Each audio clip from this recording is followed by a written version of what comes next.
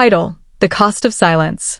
The legal document slipped out from between the pages of an old college textbook like a ghost from a life I'd almost forgotten. I was packing up my studio apartment again when I found it wedged inside Constitutional Law, Principles and Policies, a book I never got to finish. I dropped out before finals, taking double shifts at the diner to make ends meet. My name is Iris. I'm 31 years old. And 5 years ago, I made the worst mistake of my life. I believed my family actually loved me. Iris, honey, you've always been so good with money, Mom had said back then, her voice sickeningly sweet in that way she saved for manipulation. Serena got into law school. Our baby girl is going to be a lawyer. I should have seen the trap. Should have questioned why Dad, who usually treated me like furniture, had suddenly started calling me practical and reliable. I should have known something was wrong when they started asking about my savings for the first time in my life. But I was 26 and starving for approval. Of course, I'll help, I'd said. Family comes first. I had no idea I was about to sign away years of my life. The paper in my hands now read Gift of Education Agreement, official-looking, formal, with legal letterhead. I remembered the day I signed it, feeling proud, thinking I was so careful. I even hired a lawyer, Xavier, to draft it. This protects you, Xavier had explained. If she doesn't acknowledge your financial contribution publicly within 30 days of graduation, the gift converts to a loan with interest. I'd laughed. She's my sister. Of course she'll thank me. God, I was naive. My phone buzzed. Serena, graduation party is Saturday. Black tie. Try not to embarrass us.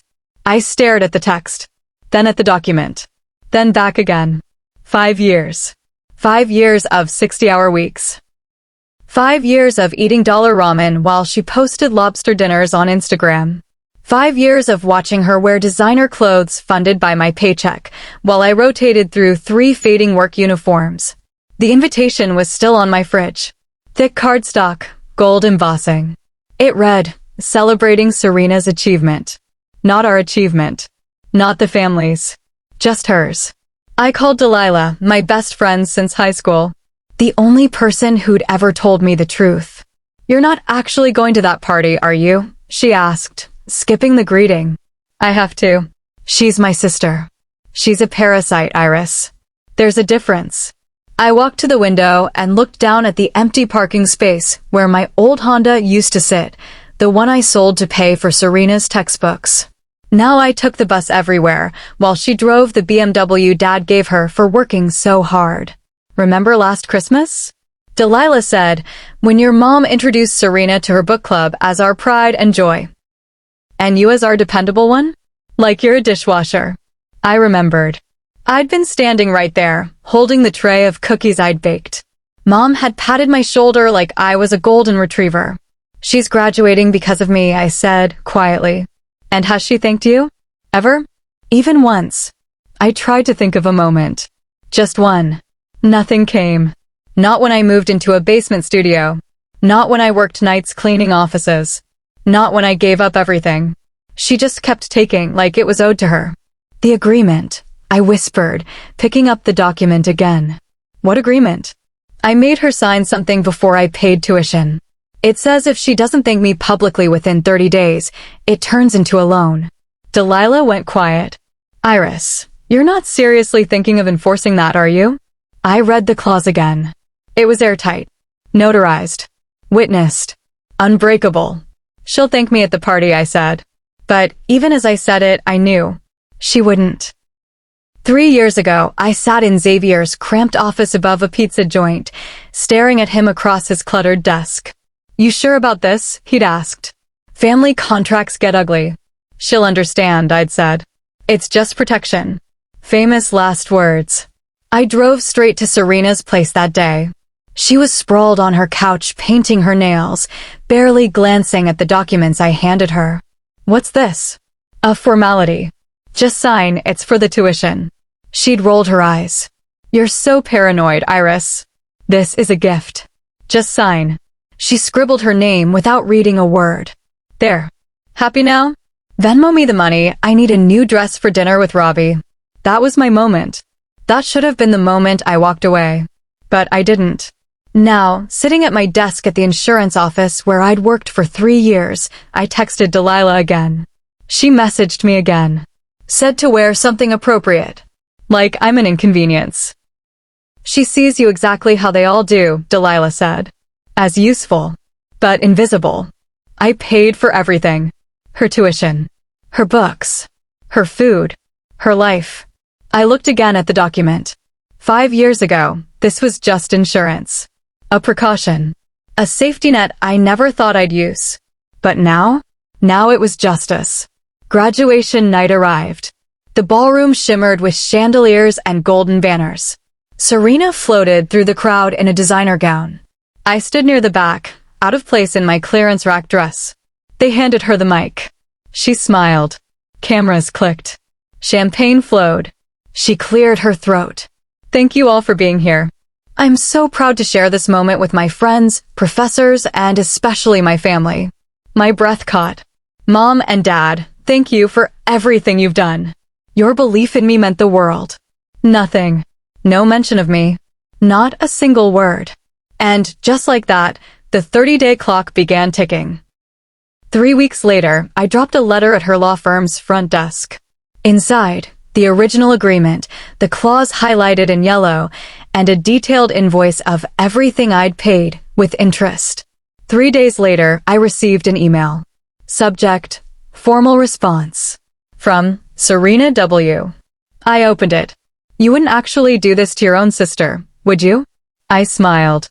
Watch me. Epilogue. It took months. She fought back, of course. Called it unfair. Claimed ignorance. But the paper didn't lie. The court ruled in my favor. Her bar application stalled. Reputation cracked. Mom called me screaming. Dad hung up. But I slept better than I had in years. I never wanted revenge. I wanted recognition. But sometimes, justice is louder. She had a chance to say 2 words. Thank you. Instead, she taught me something else entirely. Silence has a cost. And I was done paying. The cost of silence, part 2. Rent for the first 2 years. Bar exam prep. Textbooks. Groceries. Clothes. I paid for everything. And in all that time, she'd never once said thank you. Not once. My computer pinged. Another insurance claim to process. Another anonymous name. Another task. Another long day while Serena prepared to start a high-powered legal career built on my sacrifices. What if I'm wrong? I asked Delilah on the phone. What if she surprises me? Delilah's laugh was short. Bitter. When has Serena ever surprised you with kindness? I thought about it. I didn't have to think long. The answer was, never. I've got to go, I said. My boss is coming. I hung up quickly, but my breath caught in my throat. The contract had slipped halfway out of my purse. And Janet from accounting was staring at it, her head tilted like a curious hawk. Legal stuff, she asked, smiling in that tight, nosy way she always did. I shoved the papers back into my bag. Just old paperwork. Looked serious. Everything okay? Fine, I said, too quickly. Everything's fine. But Janet kept watching me the rest of the day. I couldn't shake the feeling that she'd seen more than she let on. That evening, Serena called. Her voice was all sugar and excitement. Iris, I'm so excited for Saturday. Mom got her hair done and Dad bought a new suit. We're going to look amazing in the photos. Great. Oh, and big news, Robbie's parents are coming. His dad is a partner at Morrison and Associates. Can you believe it? I'm going to be rubbing shoulders with real power players. Congratulations. She paused. You sound weird. Are you okay? I looked at the contract, spread out on my kitchen table like a loaded weapon. I'm fine. Just tired. Well, rest up. And don't forget what I said, dress appropriately. This is important for my career. Your career that I paid for. The words slipped out before I could stop them. Silence. Then, what's that supposed to mean? Nothing. Forget it. No. What did you mean by that? Her voice sharpened. You make it sound like I owe you something. My heart pounded. I stayed silent. You gave me that money, Iris. It was a gift. You can't just hold it over my head forever. I'm not.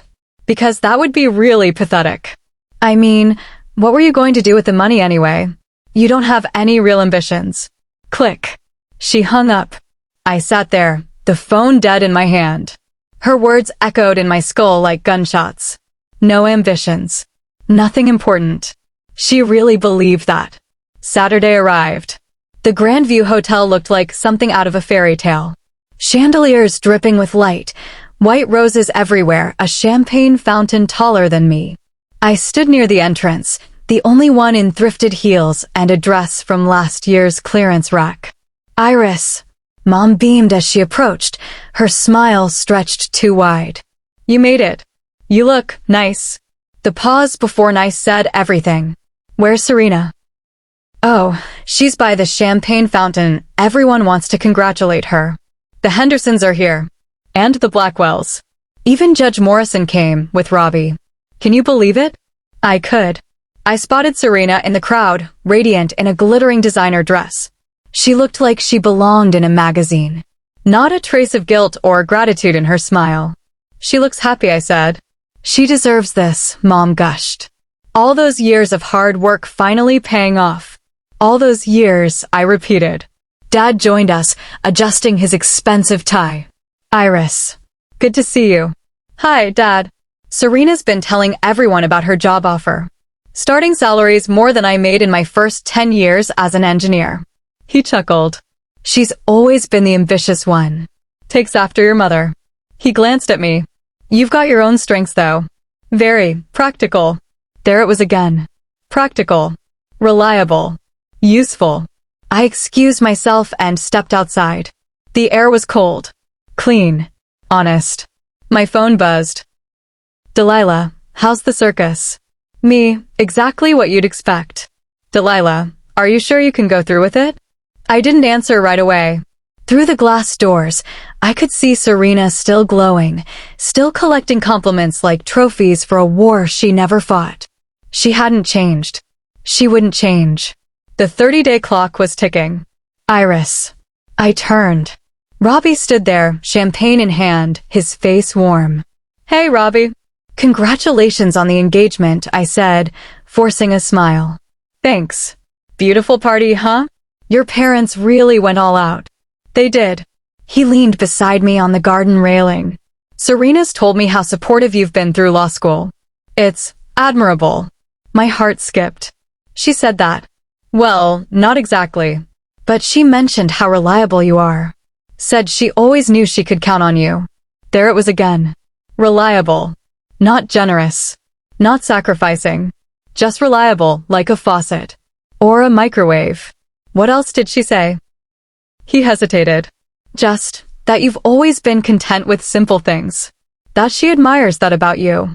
Says she could never live that modestly. Modestly. I felt like I'd been slapped. She said that. I hope I'm not speaking out of turn, he added quickly. She just said you're grounded. Down to earth. You two are so different. She's all ambition and, well, you're more comfortable. Comfortable. I wanted to scream. But I didn't. Instead, I smiled. That's very sweet of her. You're lucky to have each other. Not every family's so close. Close? I swallowed the laugh that almost escaped. Before I could respond, Serena stepped into the doorway. There you are, she called. Judge Morrison wants to meet you. And Iris, Mom's looking for you. Family photos. As Robbie walked back inside, Serena lingered. She tilted her head. What were you two talking about? Just congratulating him, I said. She stared at me. I stared back. The tension stretched like piano wire between us. Don't mess this up, she said finally, voice low. I raised an eyebrow. Mess what up? Tonight. This party. My career. Her eyes flicked to the contract poking out from my clutch. She noticed. But I didn't hide it this time. Let her wonder. The Cost of Silence, Part 3. Good. I hope you weren't being weird, Serena had said before disappearing back into the ballroom. These people are my future colleagues. This is important, Iris. We're finally going to be somebody. I am. And that reflects well on everyone. And just like that, she left me alone in the garden, drenched in fairy lights and lies. I stared at the invitation in my purse. Thick cardstock, gold embossing. I snapped a photo. Evidence. Evidence of this night. Of her words. Then I went back inside. The moment I'd been waiting for was here, Serena's speech. She stood under the chandelier like she was born for it, champagne flute in hand, a confident smile playing across her face. The room fell silent. Thank you all for being here tonight, she began, her voice clear, practiced, flawless. This moment means everything to me. I stood near the back, stiff and still, my nails digging into my palms. When I started this journey 5 years ago, I wasn't sure I could do it. Law school is brutal. But I had something that kept me going, the unwavering support of my family. My heart leapt. This is it, I thought. This is where she finally acknowledges me. My parents, Victoria and Walter, gave me the freedom to chase my dreams. They told me to focus on school, and they would take care of everything. Wait, what? My dad always said, Serena, you're destined for greatness. Don't let anything hold you back. And then, her voice cracked perfectly, theatrically. And my mom, she sacrificed so much. She worked extra hours, saved every penny, all so I could have this moment. Applause thundered through the room. I stood frozen, drowning in the lies. And to my amazing fiancé, Robbie, who believed in me when I didn't believe in myself. Here it comes. Finally. And of course, my sister Iris. My breath caught. Who reminds me every day how lucky I am to escape a life of mediocrity. Laughter rippled across the room. Seriously though, Iris has always been content with her simple life. I admire that. Not everyone can dream big, and that's okay. Someone has to be practical, right? Louder laughter. I felt it in my bones, hot, cruel, and humiliating. So here's to freedom. To success.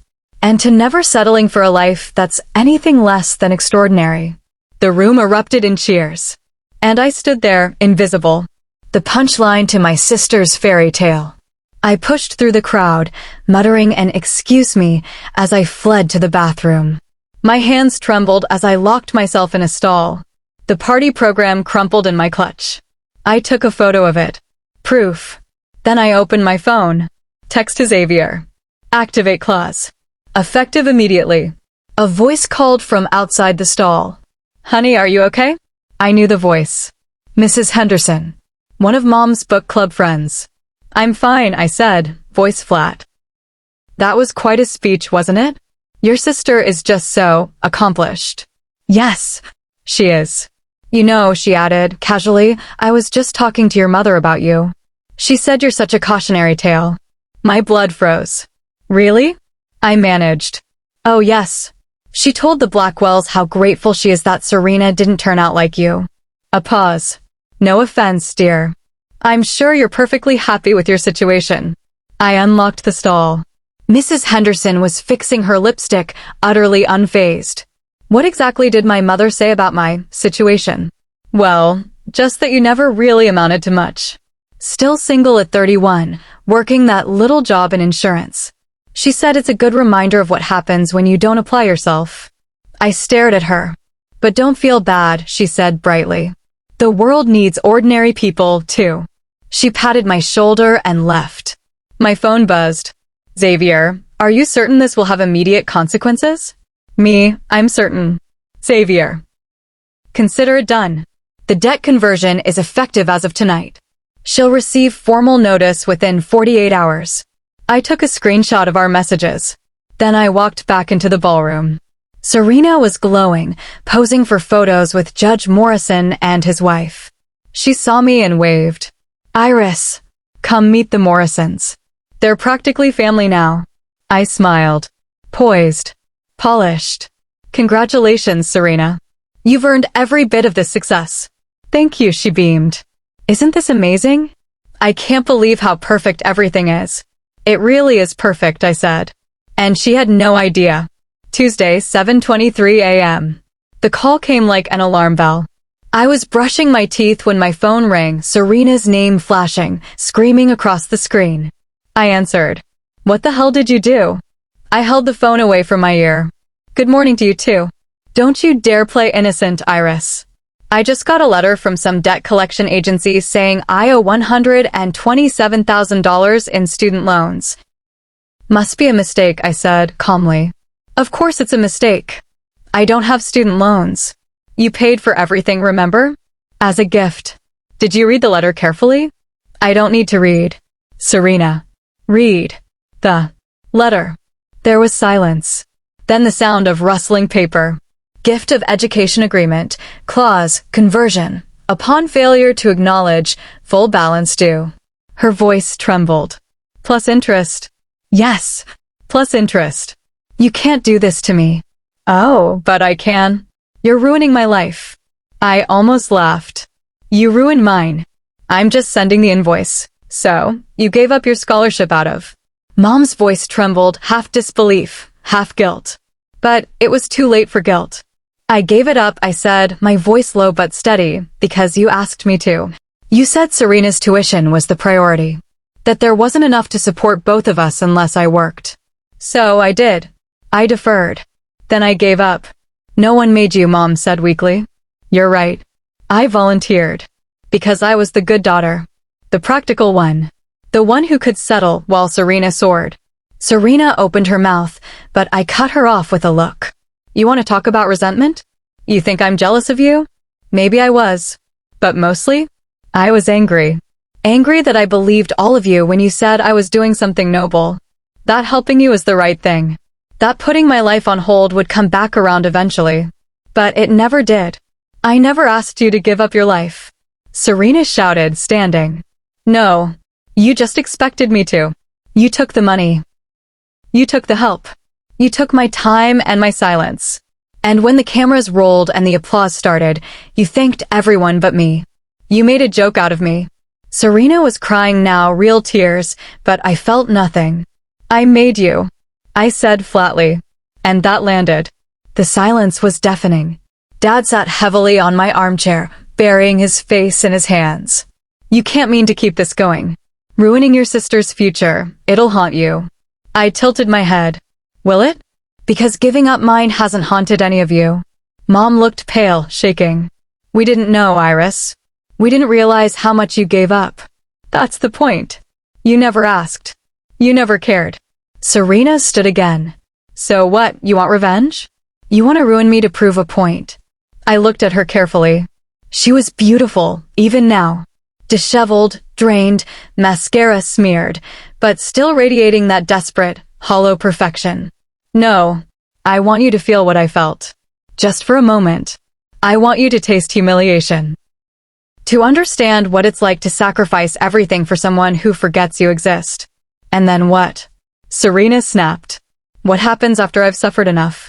I move on, I said. Clean slate. You're sick. No, Serena. I'm awake. They left that night in silence. Mom tried to hug me before she left. I turned my back. Friday, 3:12 p.m. A delivery arrived at the office. A certified envelope addressed to me. I opened it without hesitation. A check. The full amount. $127,000. And a handwritten note. You win. I hope it was worth it. S. I stared at the check for a long time. I could cash it. I could burn it. I could return it, out of principle. Instead, I folded it neatly and slipped it into my desk drawer. Not out of pettiness, but because I deserved it. And this time, I wasn't apologizing for what I'd earned. Sunday, 11:47 a.m. Mom sent me a long email. It was full of the usual things. Explanations, justifications, spiritual quotes about forgiveness. She begged me to come to dinner. To heal the family. I didn't respond. 2 weeks later, an email from a publishing contact I'd met years ago when I still dreamed of journalism. Loved your essay submission. Can we talk about turning it into a feature series? My essay title? The Cost of Silence, How I Paid for My Sister's Dream and Took Mine Back. The video had over 100,000 views. The caption. Sister pays for law school, gets humiliated at graduation party, drops the legal hammer. Thoughts? I watched it on mute at first, shaky footage from the party, Serena's voice over the mic, crystal clear. Iris reminds me every day how lucky I am to escape a life of mediocrity. The person filming panned to me standing near the back, unmoving, expression unreadable. Then, so here's to success, and to never settling. Cut to black, then text overlay. 2 days later, her sister served her with a debt conversion clause for $127,000. The comments were brutal. Half called me a hero. She deserved it. Finally, someone calls out family leeches. Protect this woman at all costs. The other half? Not so kind. Petty. She waited years just to humiliate her sister. This is why families fall apart. I sat there in the cafe, phone buzzing nonstop, face lit up by strangers dissecting my entire life in 30-second clips. Delilah leaned across the table. You okay? I swallowed hard. Robbie broke up with her. Good, she said without hesitation. He seemed like the only decent one in that whole mess. She's devastated. She humiliated you. Publicly. Mocked your sacrifices. She's reaping what she sowed. That night, I lay in bed, staring at the ceiling while comment notifications flashed across my screen like strobe lights. The guilt flickered again. A part of me, the old version, the dependable, reliable, sacrificial Iris, wanted to text Serena, to check in, to fix things. But another part, the one that had finally learned to breathe, whispered, she never checked on you. Monday, 9:03 a.m. Work was quiet. Too quiet. My coworkers had definitely seen the video. Janet avoided eye contact. Sarah in HR gave me a half-hearted smile and then turned red. Mr. Peterson called me into his office again. Iris, he began carefully, we support you here. But the attention is disruptive. I understand. Would you be open to working remotely for a while? Until things settle. That sting of shame hit again. But I nodded. Sure. Take some time, Iris. And, maybe, talk to someone. This is a lot. Tuesday, 4:42 p.m. Another article. This time, The Chronicle. Title: Quiet Sister, Loud Fallout. How One Woman's Sacrifice Sparked a Family Reckoning. It was surprisingly fair. It mentioned Serena's speech. It referenced the contract. It quoted anonymous family friends who had heard Mom call me a cautionary tale. And then it featured an exclusive interview with Robbie. It wasn't about money, he said. It was about basic decency. If someone pays your way, you thank them. If someone sacrifices for you, you don't treat them like dirt in public. Serena's speech was cruel. And I didn't want to be with someone who could do that and feel nothing. I read the quote over and over. It wasn't about the contract anymore. It wasn't even about the money. It was about recognition. About respect. About finally being seen. Wednesday, 7 p.m. Serena showed up at my apartment. No text. No call. Just a knock. I opened the door slowly. She looked different. Tired. Hollow-eyed. No makeup. No designer bag. Just jeans, a hoodie, and pain. Can I come in? I stepped aside. She sat on the same couch where she once told me she was better than my life. I got offered a job, she said. Small firm. No benefits. No prestige. But they don't care about the story. I nodded. I'll be paying you back for a long time. That's how loans work. I'm not here to fight, she whispered. I'm here because I get it now. Or I'm starting to. She stared at her hands. I thought love meant someone would always be there. No matter how badly you treated them. That's what family was to me. Unconditional. But I never thought about the conditions I was putting on you.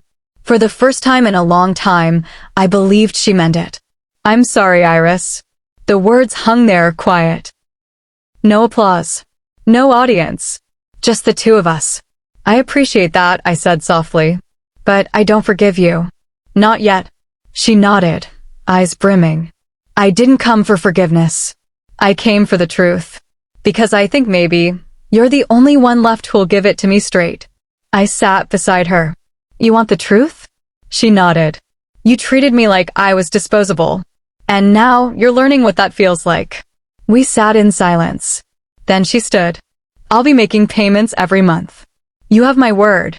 I walked her to the door. Before she left, she looked at me one last time. I hope someday you can forgive me. I didn't respond. Because I wasn't sure I ever would. The cost of silence, Final chapter, I know. The world knew my name now. Not because I was famous. Not because I was flashy or loud or scandalous. But because I told the truth. And people were tired of pretending family didn't sometimes hurt the worst. The knock on my door that day, the check in the mail, the silence from my parents, it all led to this moment. The moment where I finally got to ask, what do I want? Not what does Serena need? Not what would make mom proud? Not what's practical? Just me. The letter. Folded neatly in Serena's handwriting. Iris, I've been thinking about what you said. About how I never asked what you wanted. So I'm asking now, what do you want? Not what I want to hear. Not what'll make things easier. Just the truth. What do you want? For the first time in 5 years, she wasn't telling me. She was listening. The Tribune's offer sat in my inbox. I'd never written professionally before. Never imagined anyone would want to hear my words. But TikTok had 12 million views. They didn't just hear me, they felt me. And that was more than I ever got from my own family. Robbie looked at me from the couch, still waiting. Still quiet. What do you want, Iris? I took a breath. I want to write. I want to tell stories. I want to matter. He smiled. You already do. And this time, I didn't doubt it. I didn't shrink. I didn't second guess. I just said it. I know. Monday morning, 9:01 a.m. My first byline appeared in the Tribune.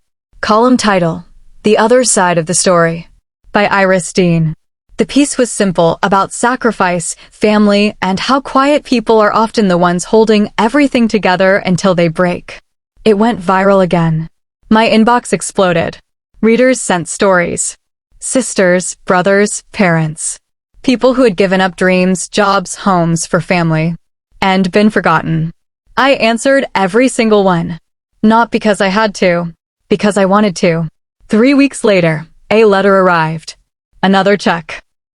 Payment 2 of 84. This time, Serena included a note. Still trying. Still learning. Still sorry. P.S. I started writing too. Just for me. I think I finally get why you loved it. A month later, a text from mom. Just a single message. I watched your interview on Channel 7. You looked beautiful. Your grandma would have been proud. That was it. No apology. No admission. But it wasn't silence. It was a beginning. 6 months later, I moved. I finally left the tiny apartment with the leaky faucet and the peeling paint. Got a place with light, space, and a desk by the window. Delilah helped me move. Robbie carried the boxes. You ready? He asked. I looked around the empty room. I thought about the girl I used to be. The one who gave everything. The one who was afraid to ask for anything back. The one who believed love meant disappearing for someone else's shine. She was gone now. I'm not just ready, I said. I'm finally home. Epilogue. TikTok trends faded. The headlines moved on. But the story didn't end with a contract or a viral clip. Because this was never just about money. It was about value. Mine. And I wasn't giving it away for free anymore. Final note to readers. Sometimes the loudest revenge isn't fire or fury. It's clarity.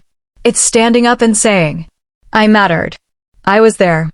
I carried everything and now I'm choosing me. And if someone calls that selfish, let them. Because maybe, like Iris, you're not being cruel. You're just finally being honest.